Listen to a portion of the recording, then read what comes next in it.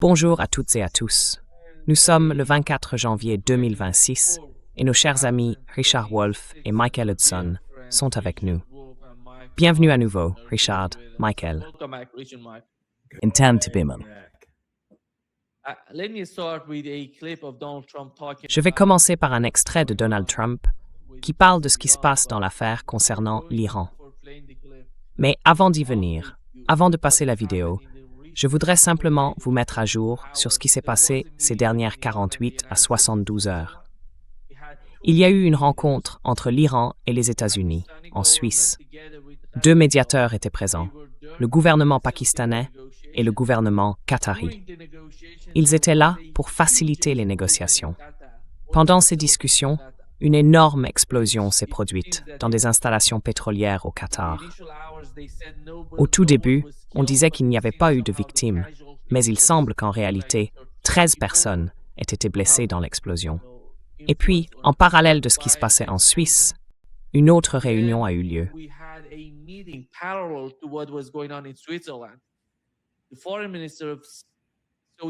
Le ministre des Affaires étrangères d'Arabie saoudite a déclaré que la Turquie, le Pakistan et l'Égypte s'étaient réunis au Caire pour discuter de la situation entre l'Iran et les États-Unis, ainsi que de ce qui se passe au Liban concernant la question palestinienne. Ce sont les 2 grandes réunions qui ont eu lieu au cours des 72 dernières heures, ces 3 derniers jours. Et puis, il y a la question de la Palestine, celle du Liban, où il semble que l'Iran exerce une certaine pression sur l'administration Trump en utilisant le détroit d'Ormuz pour pousser Israël à se retirer du Liban. On peut le voir dans les médias israéliens. Il parle de Benjamin Netanyahu, qui subirait de fortes pressions de la part de l'administration Trump. Ils évoquent même un retrait partiel du Liban.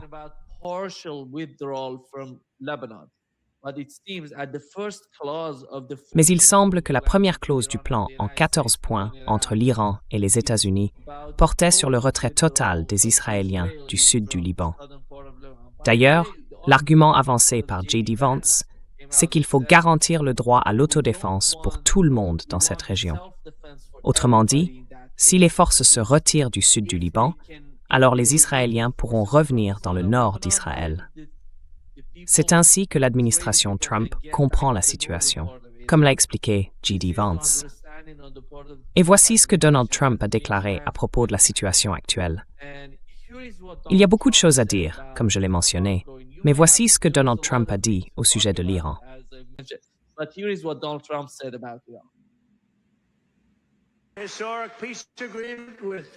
J'ai conclu un accord de paix avec l'Iran pour mettre fin au conflit dans le détroit d'Ormuz. Et d'ailleurs, hier, 19 millions de barils de pétrole ont traversé le détroit d'Ormuz, un endroit magnifique. C'est le plus grand volume de pétrole de toute l'histoire du détroit. On n'a jamais rien vu de tel. On appelle ça un déferlement de pétrole. Et surtout, nous garantissons une chose, et c'est très important, parce que c'est la raison pour laquelle je l'ai fait. Je l'ai fait pour ça, à 99% pour cette raison-là. L'Iran n'aura jamais d'armes nucléaires. Et ils ont accepté cela. Mais souvenez-vous, ça n'a pas été facile. Pendant 47 ans, il y a eu des présidents et d'autres dirigeants, d'autres pays aussi. Nous ne sommes pas les seuls à n'avoir rien fait. L'Iran était le tyran du Moyen-Orient. Et maintenant, nous laissons l'Iran sans marine, sans force aérienne, sans défense antiaérienne, sans capacité de missiles, sans programme nucléaire. Nous les laissons sans aucune capacité nucléaire. Et ils ont accepté cela. Et aujourd'hui, nos relations se passent plutôt bien.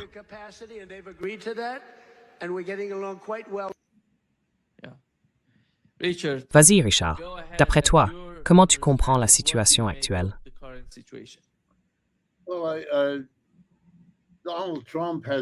Eh bien, Donald Trump a été surnommé Taco.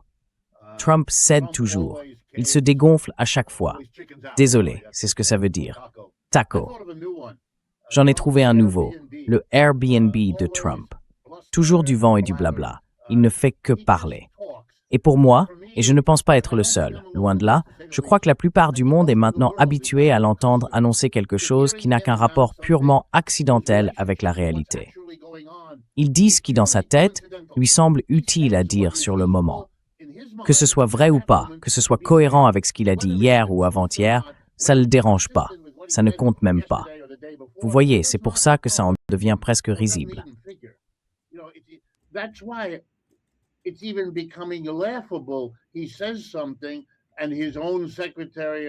Il dit quelque chose, et aussitôt, son propre secrétaire d'État, ou le vice-président, ou même les représentants de l'Iran sortent pour dire « Non, on n'a pas dit ça. Non, c'est pas ce qui a été convenu, non. » Et pendant qu'on essaye de suivre tout ça, lui, il est déjà passé à une nouvelle version du même jeu. Franchement, je trouve ça un peu creux. Il a une liberté avec les faits qui est impressionnante. Oui, il y a du pétrole qui sort du détroit d'Ormuz, c'est vrai, et un peu plus qu'au moment où il était complètement fermé. Mais dire que c'est la plus grande quantité de pétrole de toute l'histoire du détroit, c'est absurde. On n'est pas revenu à la situation d'avant, quand il y avait beaucoup plus de pétroliers qu'il traversait qu'aujourd'hui. Donc non, c'est faux.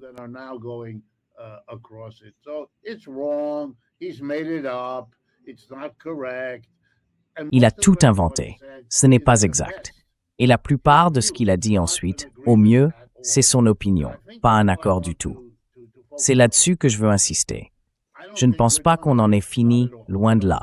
On n'a pas encore vu jusqu'où les Israéliens et leurs alliés aux États-Unis peuvent aller pour empêcher ça, pour le bloquer, pour le renverser, pour annuler ce protocole d'accord. Et ils travaillent très dur là-dessus. Lindsey Graham, les soutiens financiers, l'AIPAC, pour eux, c'est un projet urgent. Je devrais d'ailleurs préciser à votre public qu'on vient tout juste d'avoir des élections ici, à New York.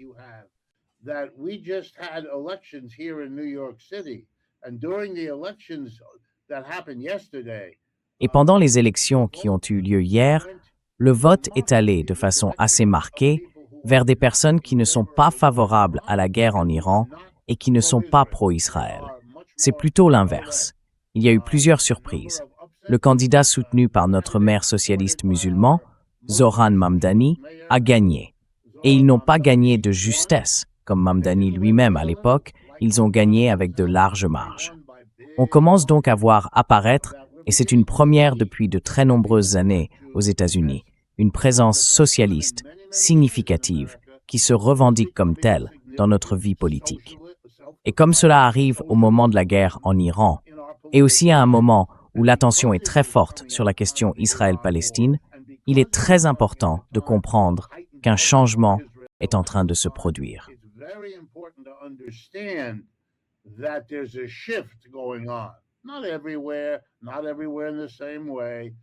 Pas partout, pas de la même façon, mais dans plusieurs circonscriptions où c'était le sujet, le vote des gens a clairement exprimé une critique de Trump, une critique de la guerre en Iran, une critique d'Israël et de son rôle là-bas.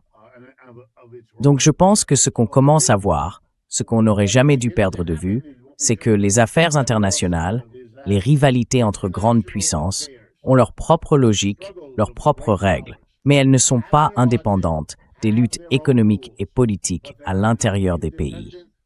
Et ces luttes peuvent parfois remonter à la surface et devenir très importantes, voire plus importantes encore, pour influencer tout ça.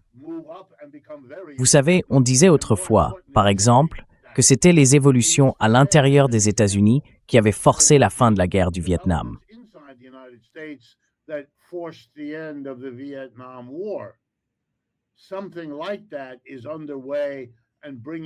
Quelque chose de ce genre est en cours, et cela exerce, je pense, une pression énorme pour mettre fin à la guerre en Iran. Mais je ne crois pas que ce soit encore réglé.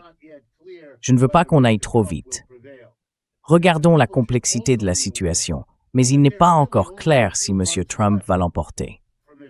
Et il faut aussi que les gens comprennent qu'il ne lui reste en réalité que quelques mois. Une fois les élections de novembre passées, si elles ont bien lieu, il deviendra un président en fin de mandat. Vu à quel point sa situation s'est dégradée depuis le début de l'année, on a affaire à un homme soumis à des pressions politiques considérables, qui perd du soutien et s'approche d'un moment où son influence sera fortement diminuée. Eh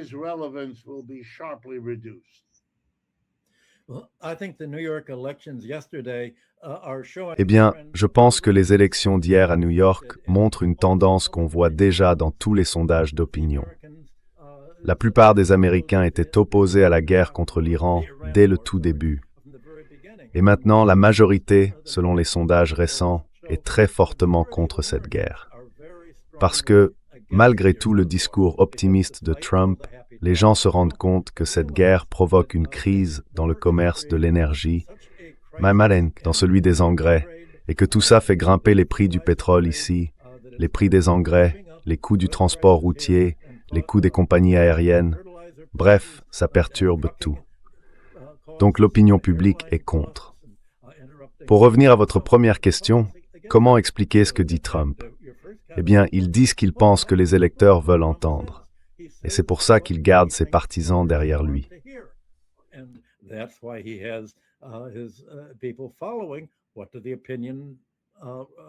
Que disent les sondages d'opinion? Bon, ce n'est pas comme si on vivait dans un pays démocratique où le président regarde les sondages et se dit « Je vais faire ce que veulent les électeurs ».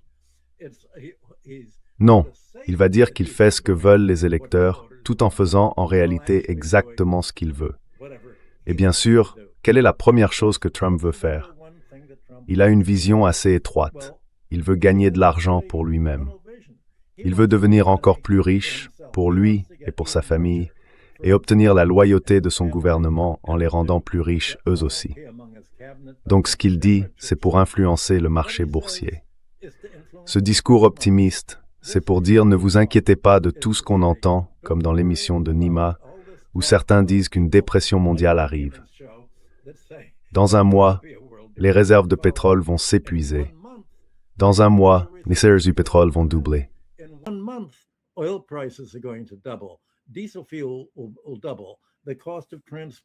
Le prix du diesel va doubler. Le coût du transport des aliments et des autres marchandises vers les marchés va exploser. Il va y avoir des pénuries. Mais ne pensez pas à ça. Pensez plutôt au fait qu'on a gagné, que tout va bien se passer et qu'on revient à la normale. Le public aime croire à la normale. Et même si, à mon avis, la plupart des grands investisseurs institutionnels du marché savent très bien de quoi on parle, oui, la crise va arriver, au plus tard dans un mois, quand les États-Unis auront épuisé leurs réserves nationales de pétrole et leur capacité à maintenir artificiellement les prix bas. Mais la bourse, elle, ne joue pas sur le long terme. La bourse a un horizon financier très court, entre 24 heures et une semaine. Tout ce qui les intéresse, c'est comment on gagne de l'argent aujourd'hui. Trump fera un discours optimiste 15 minutes avant. Trump will give a happy speech 15 minutes before.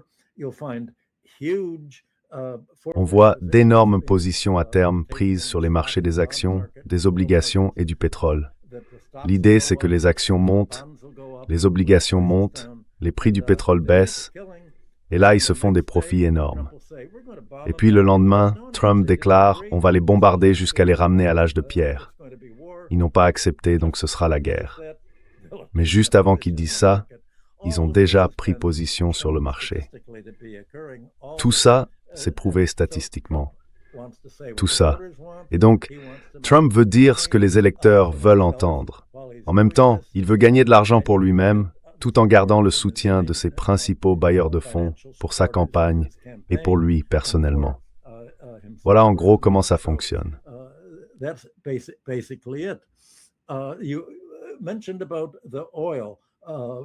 Tu as mentionné le pétrole qui passe par le détroit d'Ormuz. Si je comprends bien Nima, la plupart de ce pétrole vient d'Iran et est envoyé vers la Chine. Donc oui, en effet, l'Iran laisse passer son propre pétrole et il favorise clairement les livraisons vers la Chine. Au cas où les États-Unis reprendraient les bombardements ou la saisie des pétroliers, Trump a dit « Nous sommes des pirates ». Et bien sûr, le golfe Persique a longtemps été une zone de piraterie, un refuge il y a plusieurs siècles. Mais en vendant son pétrole à la Chine, l'Iran obtient en quelque sorte le soutien de Pékin. Il se dit, les États-Unis n'hésiteraient peut-être pas à faire sauter ou à saisir un pétrolier iranien. Mais si c'est du pétrole destiné à la Chine, est-ce qu'ils veulent vraiment s'en prendre à nous? Est-ce qu'ils veulent vraiment nous entraîner là-dedans?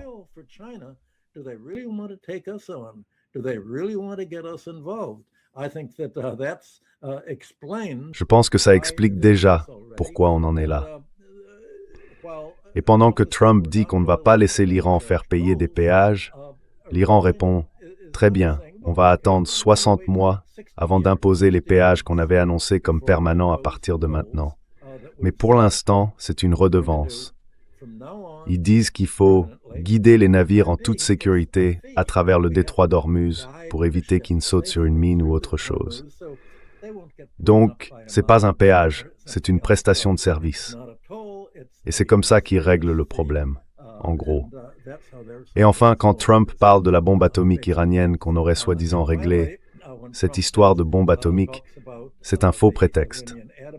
Pourquoi quelqu'un dirait-il qu'on ne donnera pas un centime à l'Iran tant qu'il n'aura pas résolu le problème de la bombe atomique?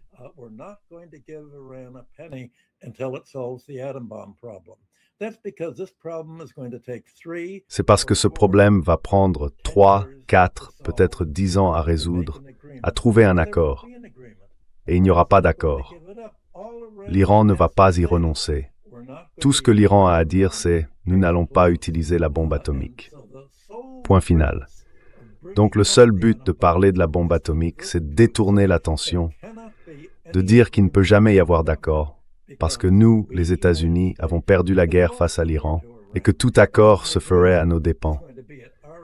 Alors on repousse l'accord en disant « Ah non, il ne peut pas y avoir d'accord tant qu'on n'a pas résolu le problème insoluble de la bombe atomique. » Et c'est cette fiction que les États-Unis utilisent pour repousser encore et encore le moment d'admettre qu'ils ont perdu la guerre et qu'on est désormais dans un nouveau monde.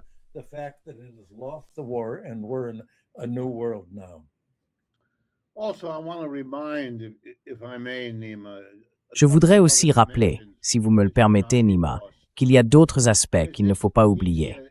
Les médias s'intéressent beaucoup à l'Iran en ce moment. L'Iran fait partie des BRICS. Il a une alliance avec la Russie et la Chine, une alliance qui devient de plus en plus forte, de plus en plus développée avec le temps. L'Iran est en position d'obtenir ce qu'il ne peut pas produire lui-même. Et cela, j'en ai bien peur, inclut les armes atomiques. S'il décide d'en avoir, et si ses alliés sont prêts à l'y aider. Beaucoup pensent qu'Israël a obtenu l'arme nucléaire. Il l'a eu quelque part, tout comme d'autres. Il faut se demander d'où le Pakistan les a-t-il eus, d'où l'Inde les a-t-elle eus, et ainsi de suite. L'idée qu'on puisse empêcher la prolifération des armes nucléaires, disons-le franchement, c'est un peu utopique.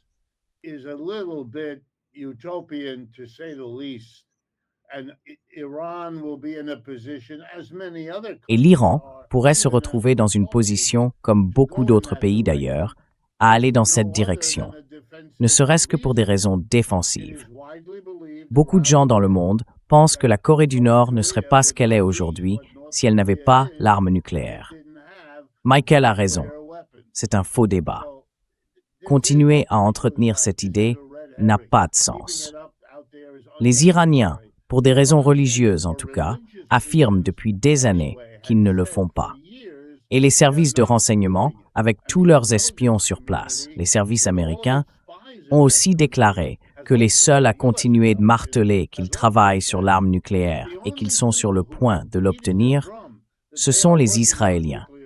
Ceux qui voulaient une guerre contre l'Iran, qui craignent l'Iran et qui ont utilisé cet argument. Mais il y a très peu de preuves pour l'étayer.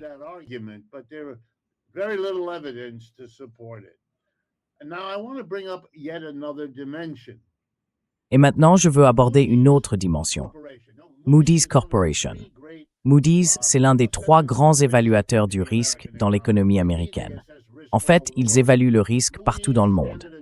Moody's, Standard & Poor's et, j'oublie le 3e. Ah oui, Fitch. Fitch, c'est le 3e. Moody's Analytics a publié tout récemment une estimation, ce qu'ils appellent le coût, pour les consommateurs et les contribuables américains, du coût de la guerre en Iran jusqu'à présent. Et je veux dire clairement ce chiffre. 132 milliards de dollars. Ce chiffre a été cité dans les débats du Sénat américain par le sénateur Whitehouse de Rhode Island, mais on peut le retrouver directement chez Moody's.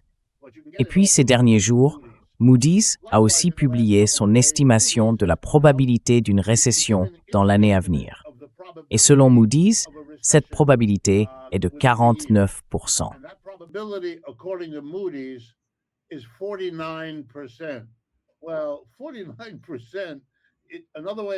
Eh bien, 49%. Autrement dit, c'est du 50-50. D'accord. Donc, tout ce qu'on vient de dire s'inscrit aussi dans une situation où le principal capitaliste du monde, en plus de financer et d'armer deux guerres, l'une en Europe, l'autre au Moyen-Orient, se retrouve avec des réserves de pétrole très basses et un stock d'armes presque épuisé parce qu'il les a toutes utilisées, soit en les envoyant à l'Ukraine, soit dans la guerre en Iran. C'est cette société-là, dont la politique intérieure penche de plus en plus à gauche, qui fait aussi face à un risque majeur de récession économique. Et dans ce contexte, l'opposition à la guerre grandit, parce qu'elle coûte énormément d'argent, alors que la population subit une situation économique catastrophique. On parle ici de tensions qui pourraient vraiment exploser dans cette société, bien au-delà de tout ce dont on a parlé jusqu'à présent.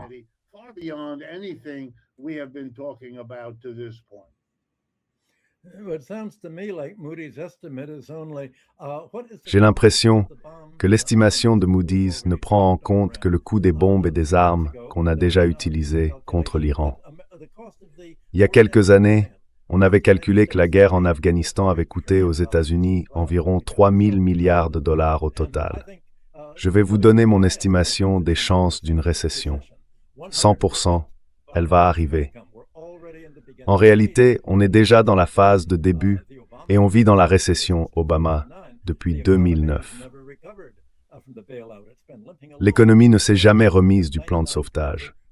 Elle avance péniblement pour 90% de la population américaine. Les 10% les plus riches s'en sortent très bien, mais 40% des Américains n'ont aucune épargne. Ils vivent au jour le jour, d'un salaire à l'autre, et ils sont incapables de réunir $300 en cas d'urgence.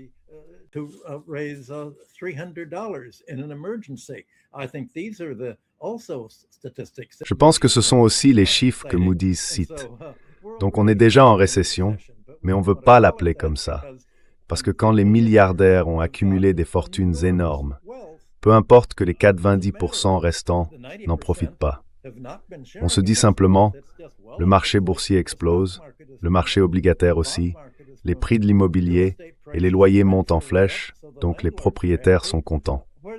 Où est la récession? Eh bien, la récession, elle est dans l'industrie, dans les biens de consommation, dans le niveau de vie, dans les transports. Tout ce qui fait la vraie économie, en fait, n'a pas retrouvé son niveau. Et l'agriculture aussi, c'est ce qui va être vraiment sous pression maintenant. Les taux de défaut, comme on l'a déjà dit, augmentent. Les faillites agricoles sont en hausse.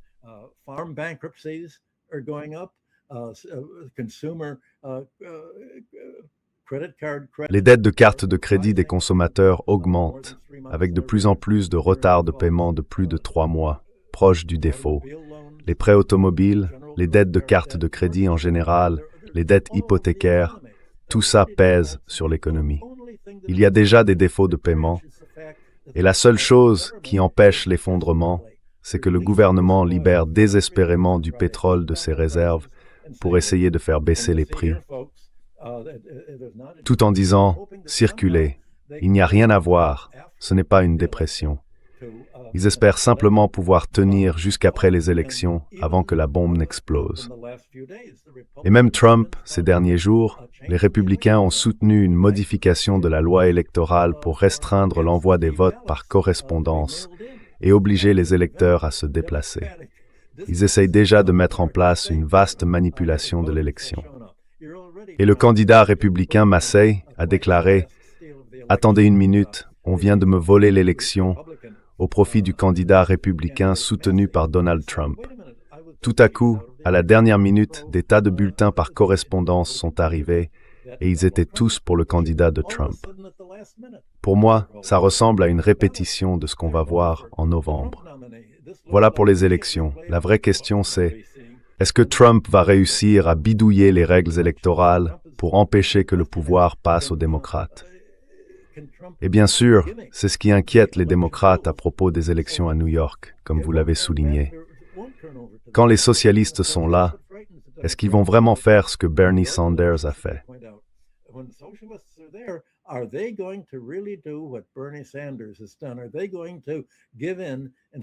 Est-ce qu'ils vont céder et dire « Bon, on est démocrate, donc on doit voter avec le Parti démocrate ». Et si les démocrates soutiennent une escalade de la guerre en Iran en suivant les dons de campagne de l'AIPAC et des contributeurs sionistes, alors il faudrait les soutenir. Qu'est-ce qu'ils vont faire, au juste? Est-ce qu'ils vont vraiment soutenir les démocrates ou bien s'abstenir de voter et peut-être même laisser les républicains garder le pouvoir? On n'en sait rien.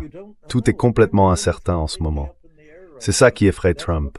Et c'est pour ça qu'il invente des histoires de plus en plus, je dirais pas créatives, mais de plus en plus extrêmes et invraisemblables, pendant qu'il essaye d'influencer l'opinion publique en disant « Alors vous allez croire quoi? Vos yeux ou ce que je vous dis ?»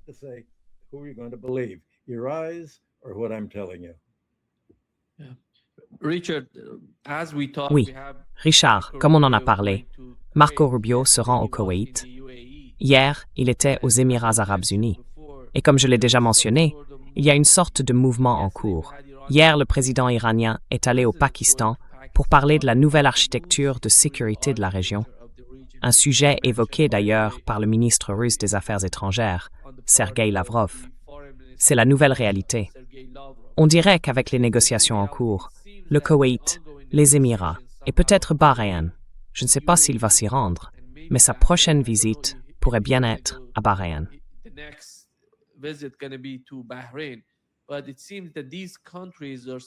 Mais on a l'impression que ces pays sont un peu dans le flou. Ils ne connaissaient pas les détails de ce qui se passe entre l'Iran et les États-Unis. En revanche, l'Arabie saoudite et le Qatar faisaient partie de tout ça. L'Arabie saoudite en coulisses et le Qatar, lui, directement impliqué dans les négociations. Comment voyez-vous la région se redessiner? D'un côté, ils dépendent toujours des États-Unis, parce que depuis de très nombreuses années, leurs économies sont étroitement liées au système économique américain. Et de l'autre, une nouvelle réalité est en train d'émerger au Moyen-Orient.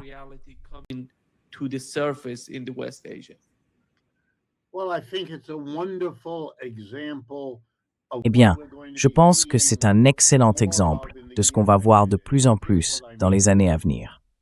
Et voilà ce que je veux dire. Ce n'est pas propre au Moyen-Orient. C'est juste que le conflit ici, entre Israël et les États-Unis d'un côté et l'Iran de l'autre, fait que ce que je vais décrire se produit plutôt dans la région du Golfe qu'ailleurs. Mais ça se produit déjà ailleurs, simplement de façon moins spectaculaire. Voilà ce que je veux dire. Nous vivons, si vous me permettez d'utiliser cette vieille expression, dans un nouvel ordre mondial. Les Européens sont en train de perdre de leur importance.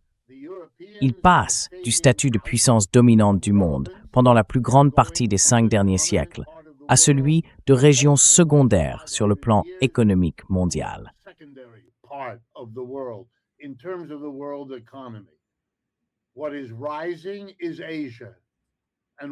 Ce qui est en train de monter, c'est l'Asie.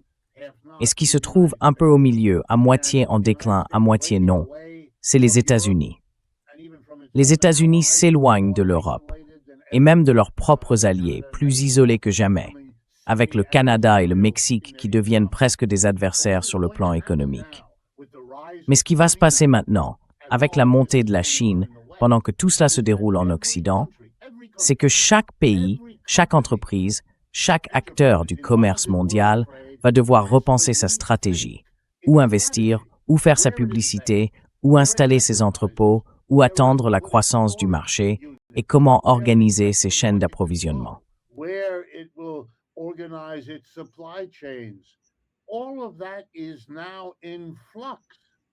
Tout ça est en train de changer. Quelle que soit la relation qu'ils avaient avec les États-Unis, ils vont la réduire. Pourquoi? Eh bien, pas seulement à cause d'une bombe, et pas seulement à cause d'un problème dans le détroit d'Ormuz. Revenons aux droits de douane de M. Trump. Une taxe sur pratiquement tous les pays qu'il a annoncé ou tenté d'imposer, et qu'il finira par obtenir une fois que la Cour suprême lui en donnera le droit, selon la loi qu'elle retiendra. Mais chaque pays a reçu une gifle. Vous voulez vendre vos produits aux États-Unis, vous devez payer un droit de passage.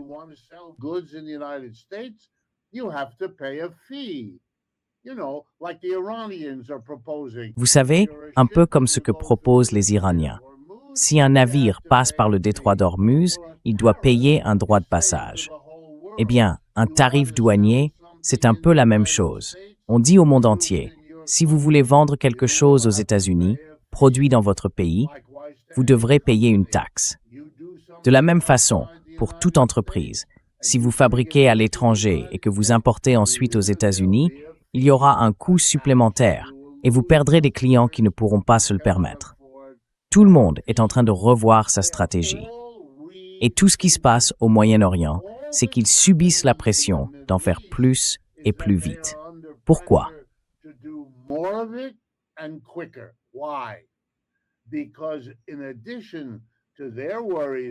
Parce qu'en plus de leurs inquiétudes sur les droits de douane, en plus de leurs doutes sur l'argent, sur les marchés, sur les meilleures conditions de production, sur la longueur de leur chaîne d'approvisionnement, en plus de tout ça, ce sont aussi des lieux où se trouvent des bases militaires américaines. Et ces bases, ces derniers mois, ont complètement changé de nature. Elles ne sont plus synonymes de sécurité, mais au contraire, d'insécurité extrême.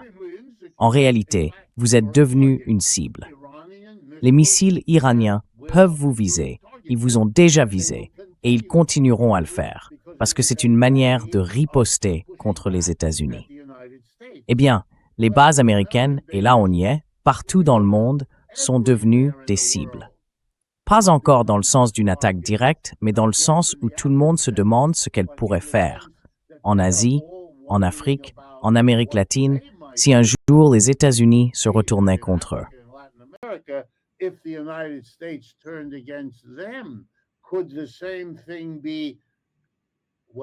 Est-ce que la même chose pourrait se produire? Eh bien, c'est exactement le genre de question que j'entends quand je parle de tout repenser. Et oui, quand on parle d'une architecture de sécurité au Moyen-Orient, ce n'est qu'une façon de dire qu'on veut, qu'on doit changer ce qui a été fait jusqu'ici. Parce que le passé vient de montrer qu'il n'était pas adapté pour aller de l'avant. Il faut se débarrasser de ces bases. Il faut changer nos fournisseurs. Il faut revoir à qui on vend. Il faut aussi revoir où on emprunte, où on investit, tout, absolument tout. C'est un processus de transformation. Et ici, aux États-Unis, on va le ressentir à travers de nombreux petits signes d'un empire en déclin. Parce qu'au fond, c'est bien ça, le concept qui résume ce qui est en train de se passer.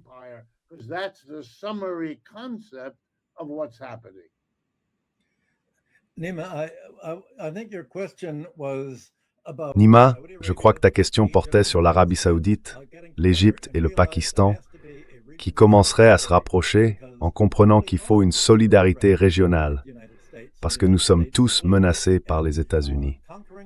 Les États-Unis ont vu la conquête de l'Iran comme l'aboutissement de leur tentative de contrôler l'ensemble de l'OPEP arabe, le pétrole du Golfe Persique. Et une fois qu'ils auraient éliminé, qu'ils auraient conquis l'Iran, ils pourraient tous nous contrôler. On a déjà vu les États-Unis utiliser des bases aériennes en Arabie saoudite et surtout aux Émirats pour attaquer l'Iran. Et on voit bien que les États-Unis et Israël mènent une stratégie de division pour mieux régner. D'ailleurs, les États-Unis et Israël ont un autre allié local dans la région, les Émirats.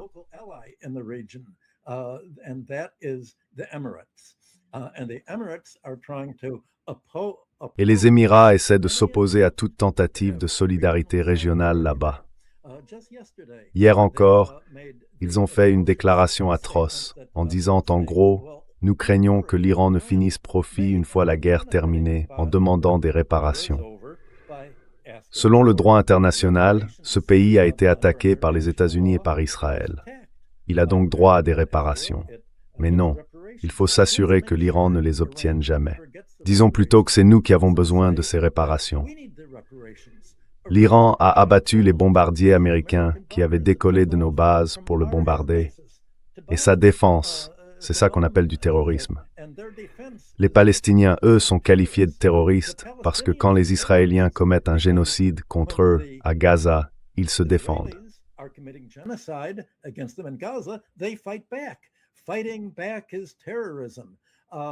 Riposter, c'est du terrorisme. C'est exactement ce que dit l'Ukraine. La Russie est un État terroriste. Parce que quand nous bombardons la population russophone à Louhansk et à Donetsk, elle se défend, elle essaye d'empêcher qu'on la bombarde. Elle se défend, donc ça fait d'elle des terroristes. C'est nous les victimes. Nous, l'OTAN, nous sommes la partie lésée. Les États-Unis disent que nous, les Américains et Israël, sommes les victimes. Parce que d'abord, les Palestiniens se défendent, puis les Yéménites se défendent, ensuite le Hezbollah au Liban, loin. Et Borand, les Portugalais over Emirates n'attaquent.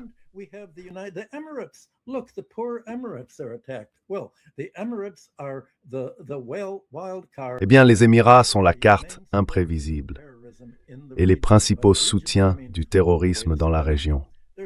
Quand je dis la région, je parle jusqu'au Soudan. Il y a une guerre civile au Soudan et les Émirats soutiennent les terroristes là-bas. Ils insistent, ils essayent de pousser l'Amérique à agir. S'il vous plaît, bombardez l'Iran. Il y a une haine de l'Iran et une dépendance totale envers les États-Unis parce que les Émirats ont créé une économie qui est, en gros, un refuge pour les milliardaires du monde entier. Et en plus, ils utilisent leurs ressources énergétiques pour investir massivement dans l'intelligence artificielle afin de développer des systèmes informatiques alimentés par l'énergie, ce dont toutes les industries de l'IA ont besoin.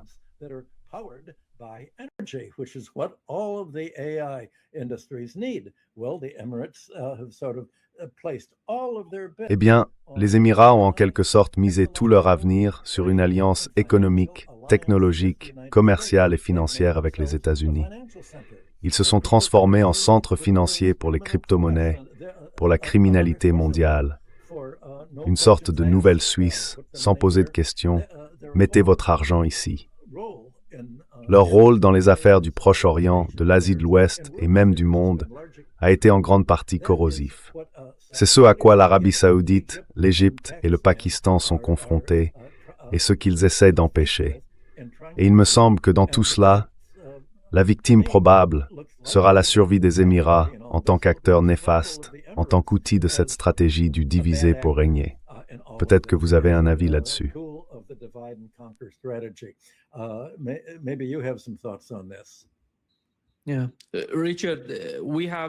Oui. Richard, nous avons le président du Parlement iranien en Azerbaïdjan, à Bakou. Il a déclaré que la politique de la République islamique d'Iran repose sur ses principes fondamentaux. La sécurité de la région doit être assurée par les pays de la région eux-mêmes. Aucun pays ne peut garantir sa sécurité en créant l'insécurité chez les autres. Vous savez, c'est en gros le même problème qu'en Ukraine avec la Russie, le même problème vis-à-vis de la Chine. On ne peut pas bâtir sa sécurité sur l'insécurité des autres. C'est à mon avis la question centrale en Asie de l'Ouest et dans toutes les autres régions. À vous, Richard.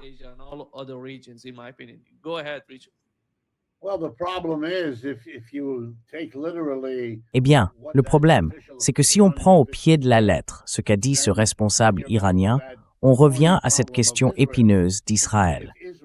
Si Israël considère que sa propre sécurité exige une action militaire, et rappelons-le, Israël a mené des opérations militaires contre de nombreux pays du Moyen-Orient, à un moment ou à un autre.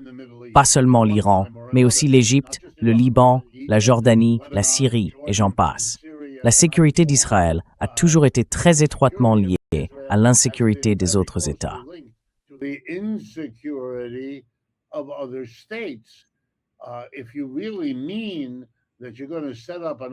Si vous dites vraiment que vous allez mettre en place une architecture où d'une certaine manière, la sécurité de chacun dépend de celle de tous les autres, et que c'est la seule sécurité véritable que vous ayez, alors il faut revenir à la question de savoir comment vous allez gérer Israël d'un côté et, comme Michael l'a ajouté, les Émirats arabes unis.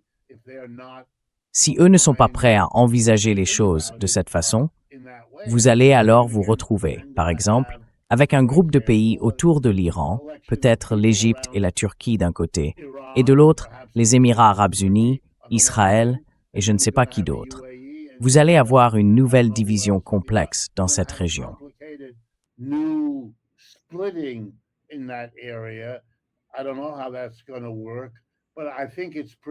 Je ne sais pas vraiment comment ça va se passer, mais je pense que c'est justement ce genre de calcul, au niveau politique, qui vont interagir avec toutes les décisions économiques que chacun de ces pays devra prendre, en se déconnectant, en se détachant des États-Unis.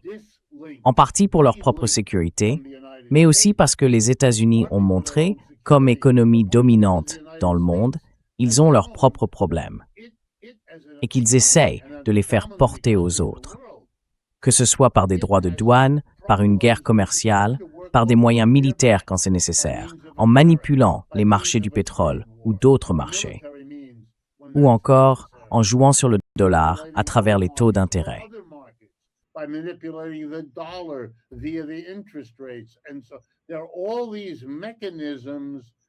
Donc il y a tous ces mécanismes dont dispose un oligopole, un monopole ou un hégémon si on veut. Et ces pays, ainsi que les entreprises qui en font partie, essayent de comprendre comment se détacher petit à petit de tout ça. Et je pense qu'ils présentent cela comme une question d'architecture de sécurité ou comme une quête d'indépendance économique, ou encore qu'ils expliquent vouloir jouer le G7 contre l'alliance des BRICS, ce qu'ils disent aussi parfois faire. L'idée reste la même.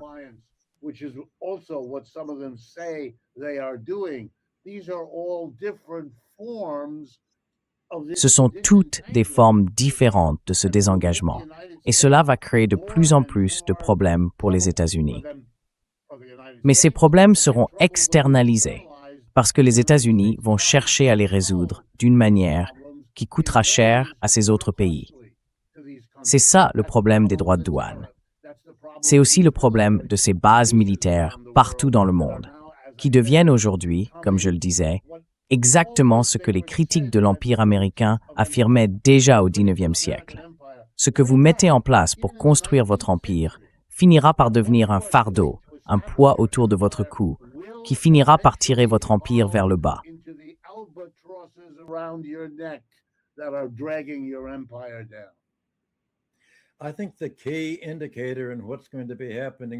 Je pense que l'indicateur clé de ce qui va se passer, ce sera l'Arabie saoudite. Après tout, c'est l'Arabie saoudite qui, depuis le tout début, a toujours été le principal pays arabe de l'OPEP le plus étroitement lié aux États-Unis, parce que c'est elle qui avait le plus de pétrole et qu'elle gardait ses réserves nationales sous forme d'obligations américaines et d'investissements sur le marché américain. Eh bien, l'autre indicateur, ce sera l'Égypte. L'Égypte a toujours été très pro-militaire américain, pro-américaine et pro-sioniste. Tout le printemps arabe a été mis en scène et manipulé par la CIA pour placer Sisi au pouvoir comme successeur désigné de Moubarak, au lieu de laisser émerger un véritable printemps arabe. Et c'est donc l'Égypte qui m'inquiète. Mais ce qui rend l'Arabie saoudite si importante, c'est que la stratégie des États-Unis en Asie de l'Ouest a toujours consisté à opposer les sunnites aux chiites pour essayer d'en faire une guerre religieuse.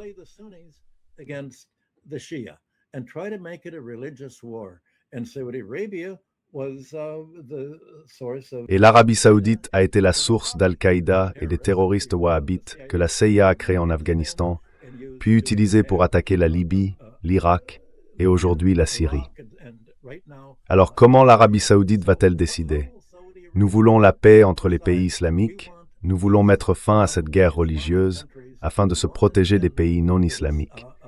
C'est en réalité une menace bien plus grande que les conflits internes au monde musulman. C'est vraiment là que se trouve l'enjeu. Et c'est la même chose au Pakistan. Il y a beaucoup de responsables pakistanais qui ont des liens très étroits avec les États-Unis et leurs services de renseignement. Et puis il y a les négociateurs palestiniens qui ne sont pas d'accord avec la manière dont le président du Pakistan décrit ce qui se passe dans les négociations. Et ces négociateurs disent « Non, ce n'est pas du tout ça ».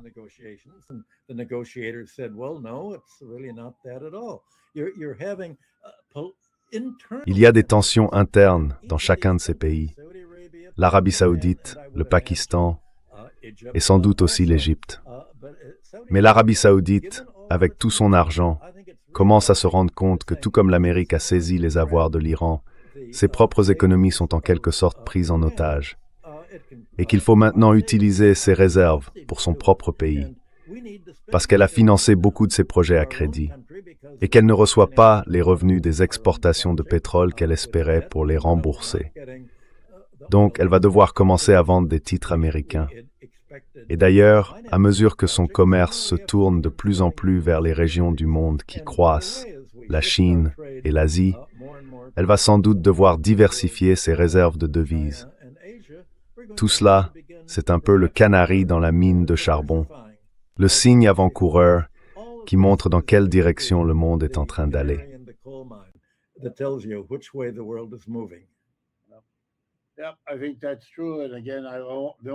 Je pense que c'est vrai. Et encore une fois, la seule chose que je ferais, c'est de généraliser un peu. Je crois qu'il faut repenser où placer les investissements des fonds souverains, ou détenir les réserves de devises. Cette question, elle se pose dans toutes les banques centrales, dans tous les pays. Leurs propres entreprises viennent les voir en disant « Ce mois-ci, on a besoin de monnaie chinoise. On achète auprès des Chinois. Il faut qu'on mette en place des accords bancaires en Chine parce qu'on fait de gros volumes, on achète, on vend, on n'a plus besoin de dollars. On ne fait plus ce genre d'affaires avec eux. C'est trop risqué. Il faut diversifier nos clients.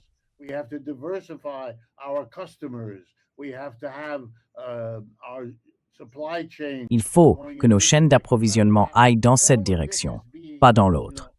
Tout ça est en train d'être fait, et les États-Unis sont de plus en plus mis à l'écart. Les Européens, même s'ils jouent un rôle secondaire, restent une partie riche du monde. Et aujourd'hui, ils essayent désespérément de trouver un moyen de faire face à leur déclin, qui est déjà plus avancé que celui des États-Unis. On le voit aussi au Mexique et au Canada. Monsieur Carney, au Canada, parcourt le monde en cherchant désespérément des acheteurs pour ne pas dépendre du marché américain, qui est devenu pour lui un vrai problème.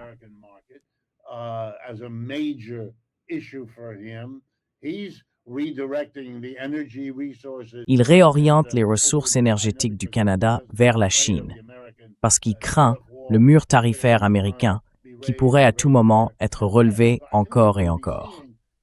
Donc je pense qu'on va voir toutes sortes d'ajustements qui vont amener chacun de ces pays à comprendre le changement dont je parle et à vouloir en faire partie.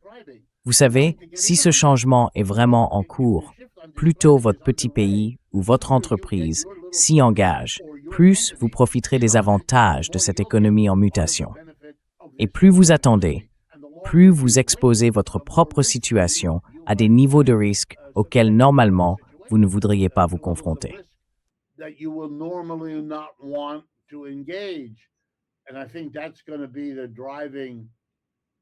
Et je pense que ce sera ça, la vraie force motrice. Et si on connaît un sérieux ralentissement, si Michael a raison en disant qu'on est au tout début d'une récession et que certains chiffres commencent à aller dans ce sens, alors tout ce que j'ai décrit va se produire plus vite et de façon plus brutale dans notre vie sociale, ici, dans ce pays. Et je n'ai même pas encore abordé la question de toute l'effervescence autour de l'intelligence artificielle. Si ça s'avère être une bulle et qu'on assiste à un crash de la bulle de l'IA, un peu comme celui de l'an 2000 avec la bulle Internet des années 90, eh bien, comme je le disais, on pourrait se retrouver dans une situation où le ralentissement devient soudain, explosif, presque immédiat.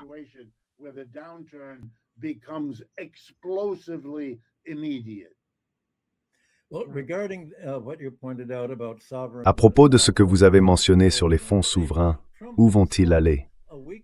Trump lui-même, il y a une semaine, a fait une déclaration très intéressante. Il a dit qu'il se battait contre le Congrès américain et contre les sionistes qui affirment « Ne donnez pas à l'Iran l'argent que nous avons saisi. Gardons-le pour les Américains. Donnons-le à Israël. » Incroyable. Et Trump a répondu « Eh bien, nous devons rendre cet argent à l'Iran parce que c'est l'argent de l'Iran, pas le nôtre. Et si nous ne le rendons pas, les gens vont se dire que si on peut s'emparer de l'argent de l'Iran, on peut peut-être s'emparer du leur. » Trump l'a dit très clairement. Il faut protéger la confiance dans le fait que les investissements en dollars sont sûrs. Alors pourquoi dit-il tout ça?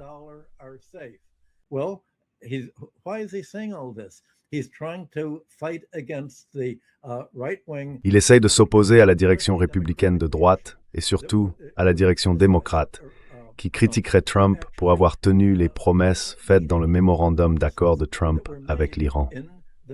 Bien sûr, cet argent appartient à l'Iran. Et Trump a du mal à faire accepter cela au sein du Parti républicain et auprès de ses donateurs de campagne. Mais son avertissement est tout à fait juste. Si les États-Unis peuvent garder l'argent qu'ils ont saisi à l'Iran et au Venezuela, et que la Banque européenne a pris à la Russie, alors les économies que d'autres pays détiennent aux États-Unis dépendent du fait qu'ils acceptent de subordonner leur propre souveraineté et leur politique étrangère à celle de Washington. Eh bien, dans tout cela, le temps joue en faveur de l'Iran. En ce moment, comme on l'a dit, d'ici un mois, il ne sera plus possible de maintenir les prix du pétrole à un niveau bas.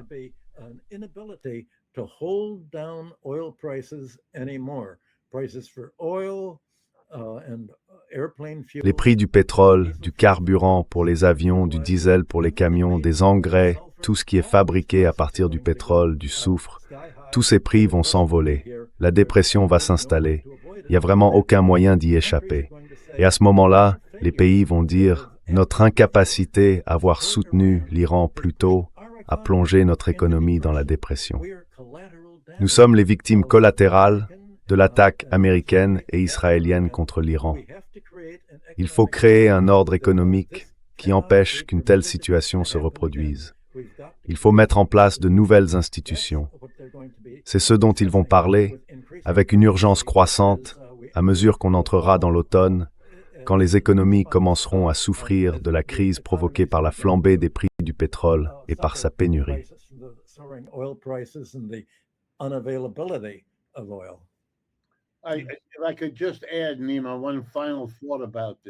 Si je peux juste ajouter une dernière chose, Nima, à ce sujet.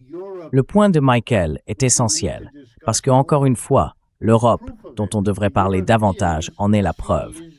Les Européens ont saisi environ 300 milliards de dollars d'actifs russes, sous forme liquide, dans une banque dépositaire en Belgique.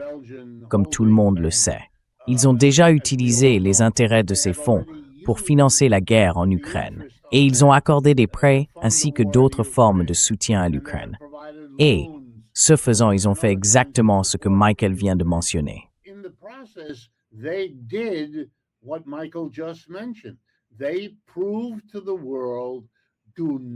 Ils ont prouvé au monde entier qu'il ne faut pas laisser sa richesse en Europe, parce que les politiciens européens l'utiliseront pour leurs petits intérêts à court terme et pour rester au pouvoir.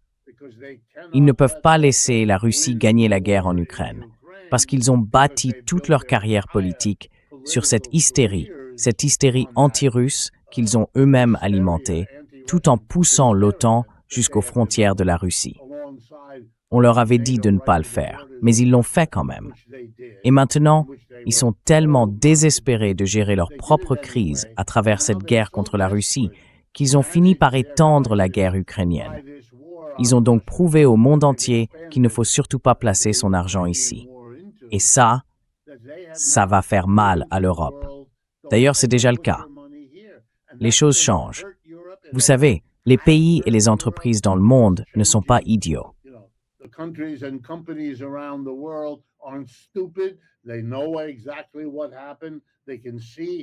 Ils savent exactement ce qui s'est passé. Ils voient bien ce que les Européens sont prêts à faire. Ils ne vont pas se rendre vulnérables en plaçant leur richesse dans la situation européenne. C'est très très mauvais pour l'Europe. C'est aussi grave que lorsque von der Leyen, la commissaire européenne au commerce, a accepté la demande de Trump d'acheter de l'énergie américaine à 3 ou 4 fois le prix qu'il payait auparavant, et de s'engager à investir 700 milliards de dollars ici, aux États-Unis. L'économie britannique est un désastre, par exemple, et les Européens sont dans une situation très difficile, déjà en train de souffrir concrètement des mauvaises décisions qu'ils ont prises face à ce dont nous parlons. Et le monde entier observe cela en essayant de ne pas commettre la même erreur.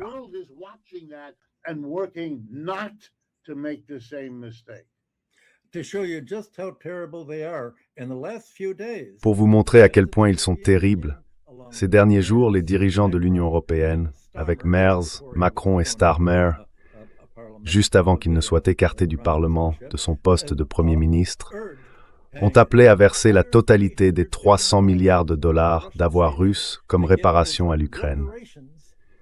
Et une fois cet argent transféré, la majeure partie sera bien sûr réutilisée pour acheter encore plus d'armes américaines et européennes afin de combattre la Russie. Cette immense escalade de la guerre de l'OTAN contre l'Iran sera l'aboutissement de tout cela, et elle vise à empêcher toute tentative de la Russie de réaliser l'une des conditions de sa paix d'après-guerre.